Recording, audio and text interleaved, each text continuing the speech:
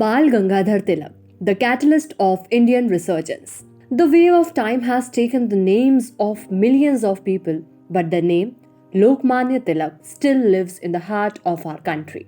The fire of his soul illuminates the whole land.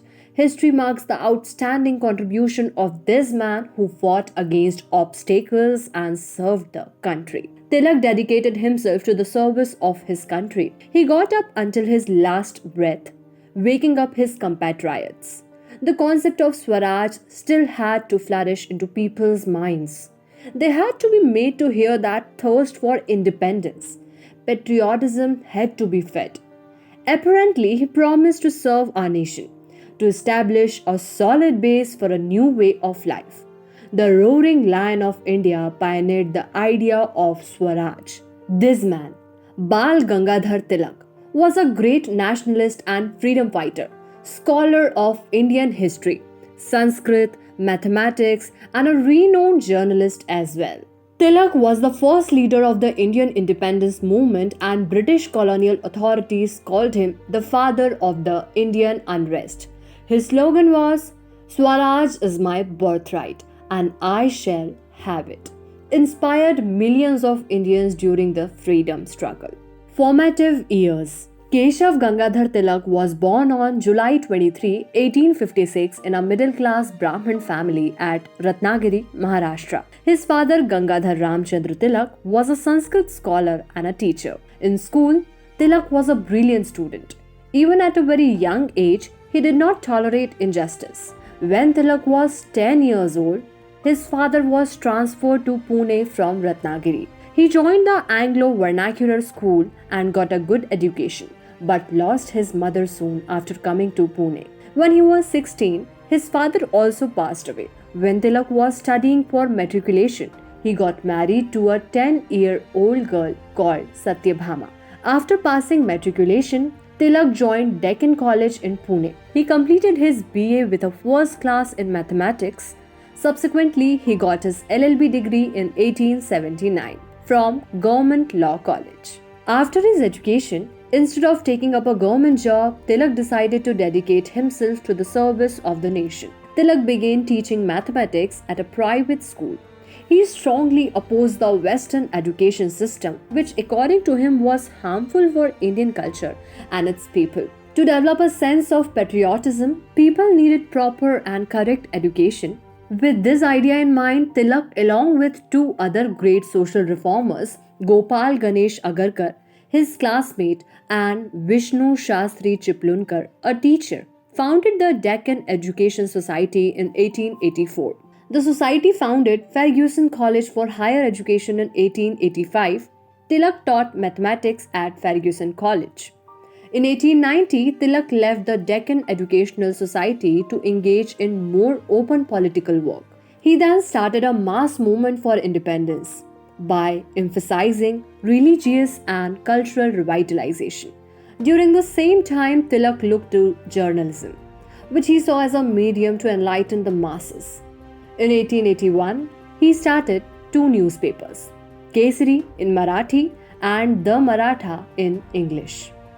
Kesari became very popular and soon its circulation surpassed all other newspapers in India. In his newspapers, Tilak strongly criticized the British government for its brutal acts and anti-Indian policies. His editorials became popular. Political activities. Tilak joined the Indian National Congress in 1890. He opposed the tolerant attitude of its leaders towards the British government. He started a novel way of organizing people by creating a common platform through the public celebration of religious and cultural functions like the Ganesh festival and the birthday of Shivaji. In late 1896, bubonic plague broke out in Bombay and Pune and assumed epidemic proportions. The government appointed a special plague officer called W.C. Rand to control the epidemic in and around Pune. Rand resorted to brutalities and started treating the people in plague-infected areas inhumanly. So, Tilak mounted a scathing attack on the government through his newspaper. W.C. Rand was murdered on 22 June 1897. As a result of public anger, the government was shaken by this incident and Tilak's provocative writings. Tilak was arrested and charged with instigating people, breaking laws, and disturbing the peace. He was sentenced to 1.5 years rigorous imprisonment in 1897. When he was released from Bombay's prison, he was revered as a martyr and national hero. He adopted a new slogan, coined by his colleague Kaka Baptista: Swaraj, self-rule, is my birthright and I shall have it. Swadeshi movement.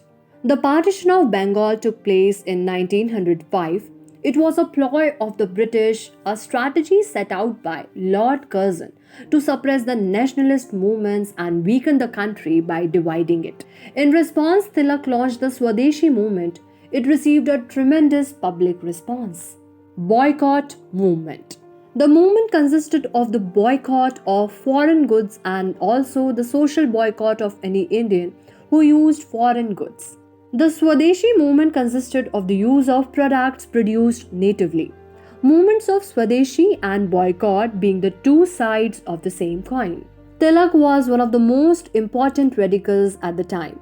In fact, it was the Swadeshi movement that split the Indian National Congress into moderates and extremists. The extremists, led by Tilak, demanded self-rule, whereas the moderates thought that the time was not yet ripe for it. Tilak opposed the moderate views of Gopal Krishna Gokhale and was supported by Indian nationalist Bipin Chandra Pal in Bengal and Lala Lajpat Rai in Punjab.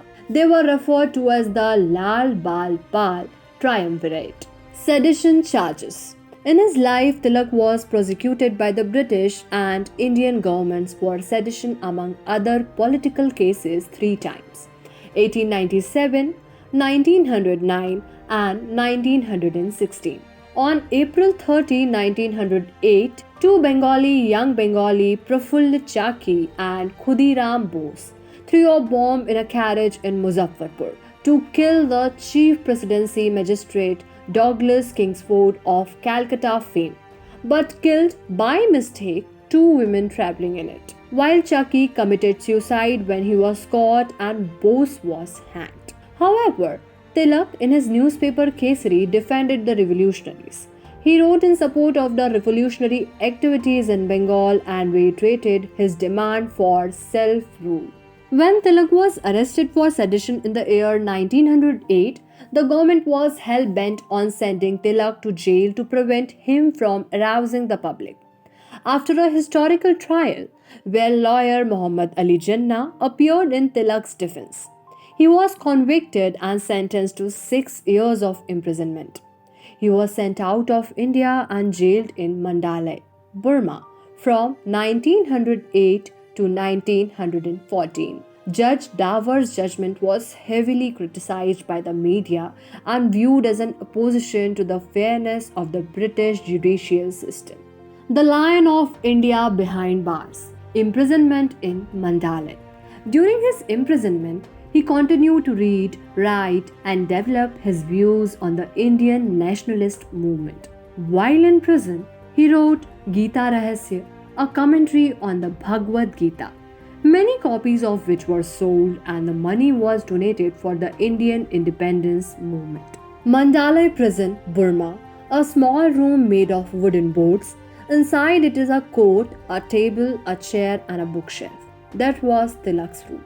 There was no protection against wind and cold, and he was cut off from other men. Tilak developed diabetes during his sentence in the Mandalay prison. This and the penitentiary life had softened him at his release on June 8, 1914. He was honored with grand public reception in 1916. Tilak reunited with his nationalists and rejoined the Indian National Congress during the Lucknow Treaty. Tilak tried to persuade Mohandas Gandhi to give up the idea of complete non-violence. Although Gandhi did not fully agree with the means of achieving Swaraj and firmly supported Satyagrah, he appreciated Tilak's contribution to the country and his courage. He succeeded in reuniting the Congress party. Home Rule League. Tilak decided to form a new organization called Home Rule League with Swaraj as its goal. Tilak traveled from village to village throughout India to explain the goal of his organization to the people. Roars of the Lion of India silenced. Due to constant traveling, Tilak's health deteriorated. On August 1, 1920, Lokmanya Tilak passed away, fighting for self rule. It was ironically the first day of the non cooperation campaign launched by Mahatma Gandhi. He called Tilak the maker of modern India. Views and opinions. Tilak was a social reformer. He was against child marriage and hailed widow marriage. Tilak sought to unite the Indian population for mass political action throughout his life. Tilak and Swami Vivekananda had great esteem for one another. They met by chance on a train ride in 1892. Tilak may be the first political leader in modern India to recognize the importance of identity issues. He realized that this could be a tool that could penetrate the hearts of people in an otherwise docile society. In Tilak's strategy, the pursuit of self-dependence is a stepping stone to independence. His formula, which laid the foundation for political activism through culture, education, and media, is so powerful. His Swaraj and Swadeshi ideas are rooted in making every Indian aware of the insults and injustice of the British. He prepared a fertile piece of land for Swaraj. Tilak almost had a blueprint for India after independence in mind. For him, Swaraj also likes Swabhasha and Swabhusha, the mother tongue and indigenous costumes. Perhaps he was the first national leader to envision the formation of a diverse linguistic country. His idea of Swaraj was not limited to political freedom. He was aware of the need for cultural and economic independence. Notable works. In 1903, Tilak wrote the book The Arctic Home in the Vedas. Tilak wrote Srimad Bhagavad Gita Rahasya in prison at Mandalay, the analysis of Karma Yoga in the Bhagavad Gita. He started 2 newspapers, Kesari in Marathi and the Maratha in English. Conclusion. Tilak was a magnificent man who offered his body and soul at the service of the country. His grassroots ideas of Swaraj still awakens every Indian, known as the father of Indian unrest. Tilak sought to unite our nation and set forth remarkable commitment to attain independence. He was the man who had the blueprint for India after independence.